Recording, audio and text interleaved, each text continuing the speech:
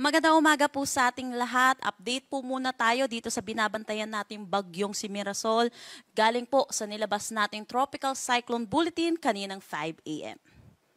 So kaninang 3:20 a.m. ay tuluyan na pong naglandfall itong si Mirasol dito sa May Kasiguran, Aurora. Inaasahan po natin ngayong araw tatahakin na rin po niya ang Northern Luzon. Inaasahan din po natin yung malalakas na hangin at mga pag-ulan dito sa ilang bahagi ng Northern Luzon. Mamaya po i-discuss po natin kung saan po mga posibilidad na makaranas tayo ng malalakas na hangin at mga pag-ulan. So, update po muna tayo using yung satellite image po natin. So, ito pong si Mirasol, nananatili po siya sa Tropical Depression category. At ito po ay nandito na rin po sa kalupaan ng Kasiguran, Aurora. Meron tong taglay na lakas na hangin na 55 kilometers per hour at pagbugso na umaabot ng 90 kilometers per hour. Kung makikita po natin, bahagya pong lumakas yung bugso ng hangin nitong si Mirasol, dulot na ito po ay nasa kalupaan na natin. Samantala, ito'y kumikilos northwestward sa bilis na 10 kilometers per hour. So northwestward po, kung makikita natin, ito po ay tatahakin po niya yung Northern Luzon. Mamaya po i-update po natin yung track po natin.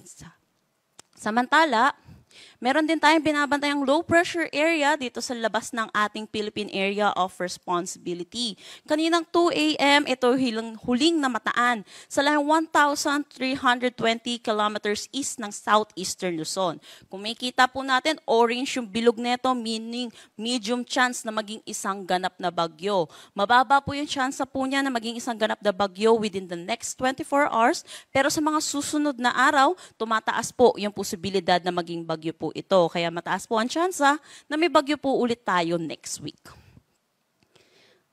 Meron din tayong southwest monsoon na hinihila neto ni Mirasol.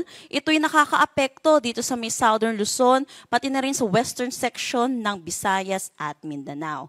Dulot neto, mataas ang tsansa ng mga pag-ulan, dulot ng habagat dito sa may Mimaropa, Bicol region, pati na rin dito sa may western Visayas, central Visayas, Negros Island region, at Zamboanga Peninsula.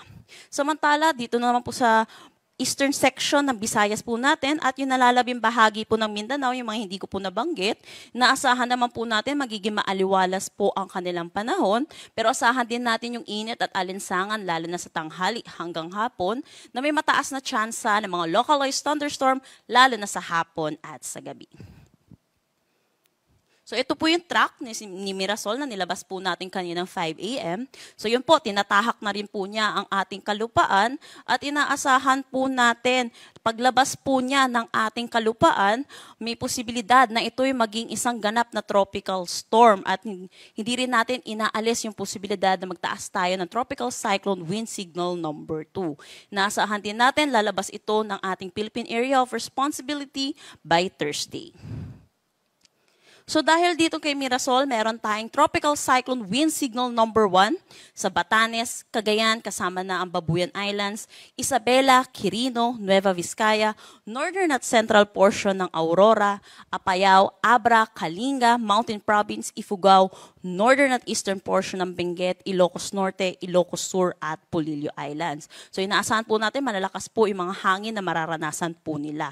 Pero inaasahan din po natin yung mga pag-ulan din na dulot nito ni Mirasol. Kung makikita natin, meron na tayong above 200 millimeters of rain dito po. Nakapula po sa Aurora kung saan po siya naglandfall. May kita din natin dito sa nilabas nating weather advisory kaninang 5 a.m. Mga color orange po or 100 to 200 millimeters of rain dito sa may Quirino, Isabela at Cagayan kung saan po siya tatahak palabas po ng ating kalupaan. Samantala, yung mga karatig lugar po, ito malaking bahagi ng Cordillera Administrative Region, pati na rin dito sa Nueva Vizcaya at Nueva Ecija at Ilocos Norte, 50 to 100 millimeters of rain naman po. Pero inaasahan po natin, sa paglabas po niya ng ating PAR, ay mababawasan na rin naman po ang mga kanyang pag-ulan bukas po. So pinapaalalahanan po natin yung mga kababayan po natin sa mga posibilidad ng mga pagbaha at mga pagguho ng lupa. Para naman bukas, ito po yung paglabas po na rin ng ating Philippine Area of Responsibility netong si Bagyong Mirasol, nababawasan na rin po yung mga pag-ulan na inaasahan natin. So ito po, inaasahan pa rin naman po natin yung 50 to 100 millimeters of rain dito sa may Cagayan, Batanes, Apayao at Ilocos Norte. So yun po muna yung update po natin sa bagyong si Mirasol. Next update po natin na Tropical Cyclone Bulletin ay mamayang 8 a.m. At next press briefing po natin ay mamayang 11 a.m. Yan po muna latest dito sa Pag-asa Weather Forecasting Center. Chanel Dominguez po at magandang umaga.